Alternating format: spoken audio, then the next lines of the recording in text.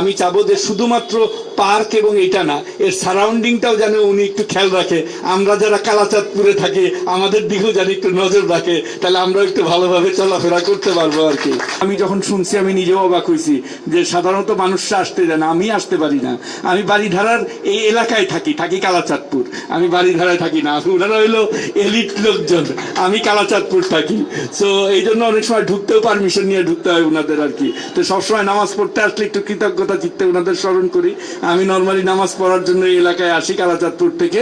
তো আমরা চাই যে যেহেতু সুযোগ হয়েছে যে এই জায়গাটা যেহেতু আমাদের ডিপ্লোম্যাটিক জোন, আমাদের দেশের সম্মান কিন্তু নির্ভর করে এই ডিপ্লোম্যাটদের আমরা কিভাবে রাখতেছি। বড় বড় এমবেসি এইখানে, এই 12 নম্বরের রাস্তার জায়গাটা যদি আরো একটু সচল থাকে, চালু থাকে, বিশেষ করে এখানে সব সময় ট্রাফিক থাকে, এবং এই ট্রাফিকটা লোক গাড়ি ঘোড়ার ইয়ের জন্য না, শুধুমাত্র মিসম্যানেজমেন্টের জন্য।